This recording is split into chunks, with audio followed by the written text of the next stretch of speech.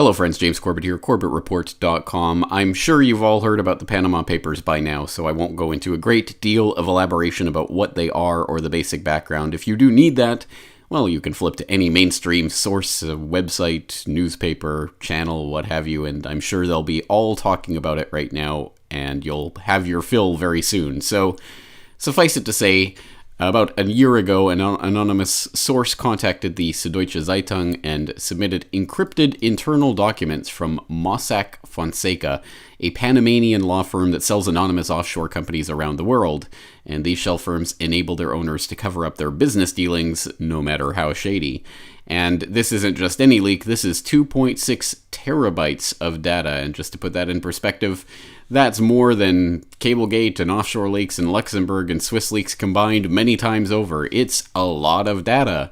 Of course, you don't get to look at that data. This data has been provided, however, to around 400 journalists from more than 100 media organizations in over 80 countries that have taken part in a 12-month investigation tearing this data apart and reporting on it, and they've coordinated their reporting, so they're now all reporting on it at the same time. And The Guardian and the BBC and Le Monde and La Nation and all of these other papers and news outlets around the world. So we're starting to see some of that reporting spilling out. And of course, you can go to Süddeutsche Zeitung's page about this, and I'll put the link, of course, in the show notes. You can go and take a look. And probably the first story that a lot of people will see is this story about Iceland, where the Prime Minister has been under fire for his shady business dealings as a result of this, and is now facing calls to resign, although apparently the latest is that he has rejected those calls, but still obviously a developing story.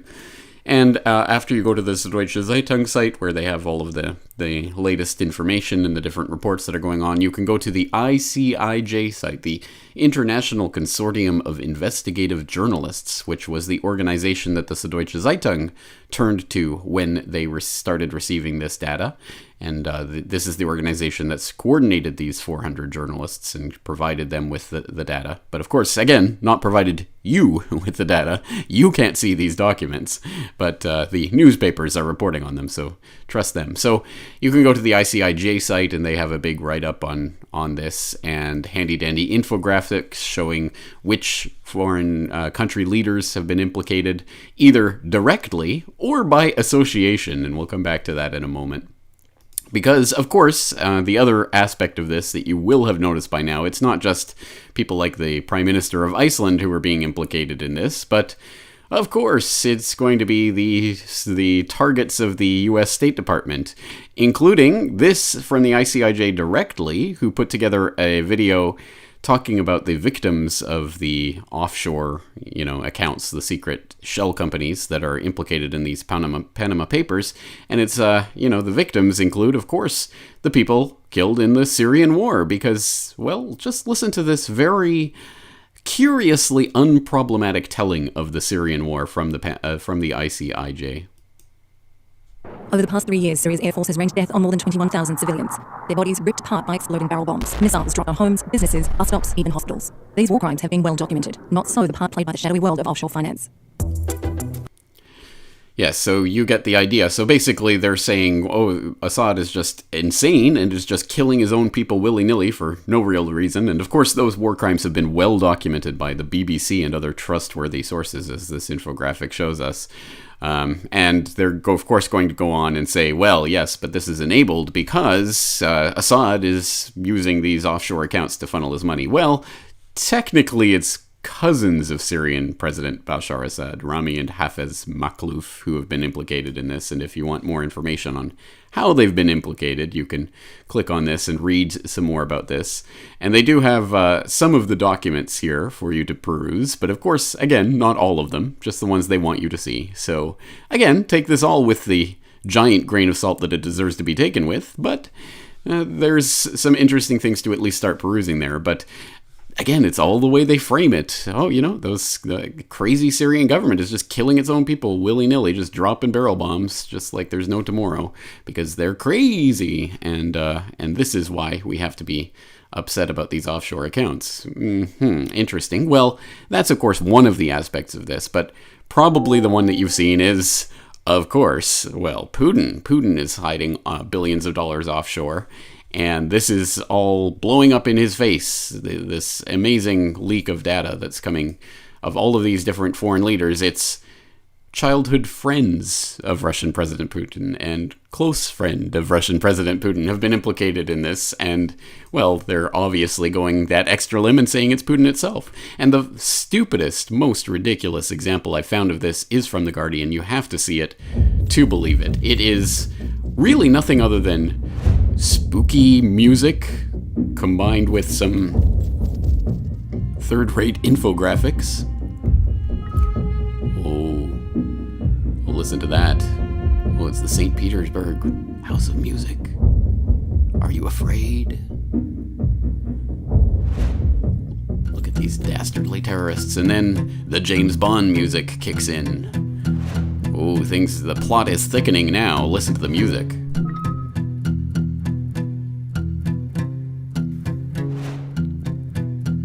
Okay, well, this is getting difficult to understand in infographic form, but at least there's the musical cues to keep us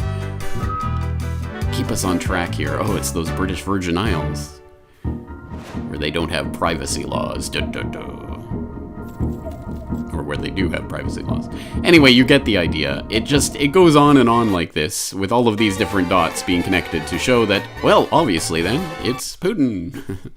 And all of the reporting that tries to connect Putin to this is, well, curiously, perhaps not so curiously, inept in the way that it portrays this. Using language that is, shall we say, not exactly the type of language that instills a lot of confidence. For example, in this ICIJ report, it says the $200 million loan that they're talking about here was one of dozens of transactions totaling at least $2 billion found in the Mossack Fonseca files involving people or companies linked to Putin. They formed part of a Bank Russia enterprise that gained indirect influence over a major shareholder in Russia's biggest truck maker and amassed secret stakes in a key Russian media property. Suspicious payments made by Putin's cronies may have, in some cases, been designed as payoffs, possibly in exchange for Russian government aid or contracts. The secret documents suggest that much of the loan money originally came from a bank in Cyprus that at the time was majority owned by the Russian state-controlled VTB bank. It goes on like this for some time, with all of these perhaps and may-haves and suggests and possiblys that, again, shows that there is no there, at least no smoking gun like they're trying to portray this as. So if you've smelled a bit of propaganda in the way that this is being covered, well, congratulations, I think you're right, and you don't have to go very far to dig around to see why this is happening in this way, why it seems Assad and Gaddafi and Putin and people like this are being outed as these front company using henchmen. Well, who is the ICIJ? Well, if you click on the About, you get to the page where you find out what they do and who they are and blah, blah, blah. Our supporters, recent ICIJ funders include, Open Society Foundation. Where have I heard of that before? The Ford Foundation. Waterloo. All of these wonderful foundations are supporting the work of this, and it just so happens that they're targets, the people that they've found the goods on are either directly in the crosshairs of the State Department, or people that are really just collateral damage to the State Department, or people that they might just want to hold something over. The King of Saudi Arabia, for instance, when you click on here and you read about what he's been implicated in, well, it really amounts to using a front company to have purchased some real estate in London. I mean, it's not exactly the most insidious thing that you could possibly imagine, considering the types of, committing 9/11 or elite pedophile rings, or the types of things that these types of politically connected figures are up to their eyeballs in. Buying some real estate in London through a shell company doesn't seem like it's, quite earth-shattering information. But anyway, I think it's all just part and parcel of the trend recently to make sure that the Saudis know that we have some things up our sleeves. You don't want to go too far off the reservation. Anyway, all of this is to say that this leak it really does appear to be a new type of warfare, or at least a continuation of the type of warfare we've seen in recent years, where leaks come out. And these leaks often seem to implicate the State Department's enemies in various shady dealings. Isn't it funny how that works? And as I say, I think there are intelligence operations behind this type of thing, and that's why when this type of leak comes out, not one single prominent American is implicated in any of this. No one from the U.S. would use shell companies to do something like this. It is patently ridiculous. And as one commenter on one of the anti-Putin propaganda stories that I saw today said, Putin did it the wrong way. If he just changed his name to Clinton and started a foundation, he could do this quite easily.